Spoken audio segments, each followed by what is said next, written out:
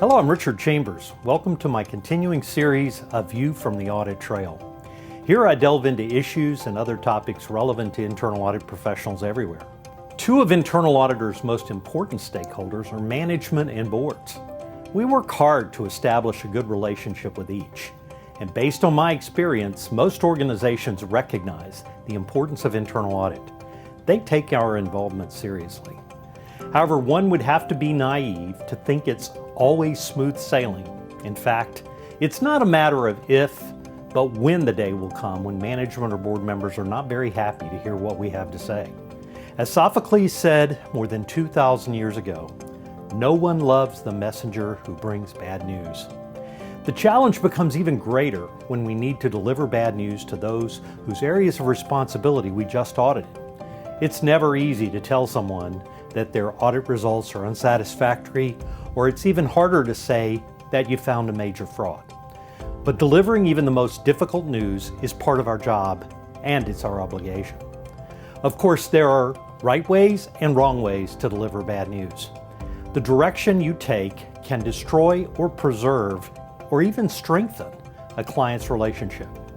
Your words can soften the blow or add insult to injury, impacting your audit's effectiveness as well as your stress level. That's why every internal auditor needs to master the art of delivering bad news. Here are a few tips that I would offer to ease that process. First, consider the time and place. Bad news should be discussed early as it surfaces during the audit. Avoiding the inevitable and waiting until the end is the worst place to pop an unpleasant surprise. It will undoubtedly create tension and it will encourage a negative reaction. To avoid that, consider calling a private meeting without distractions. This can help maintain the dignity of a potentially embarrassed client. Second, be direct, but show empathy. Obviously, the facts are important and shouldn't be soft-pedaled, but consider the client's emotional reaction.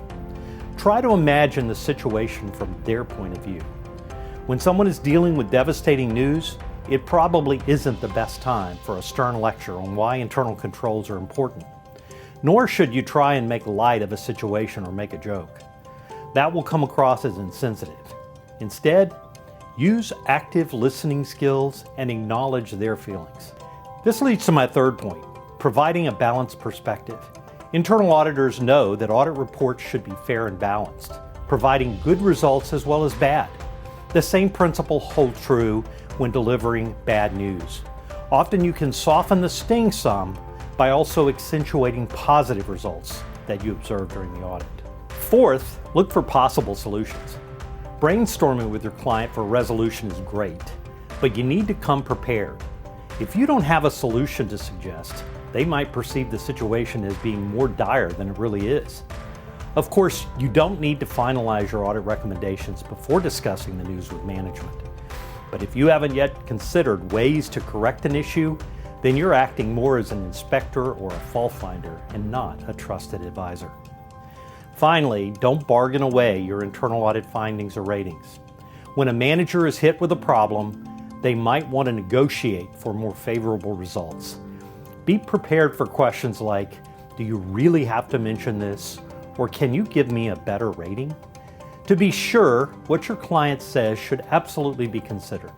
They might even help clarify an issue or add important perspective.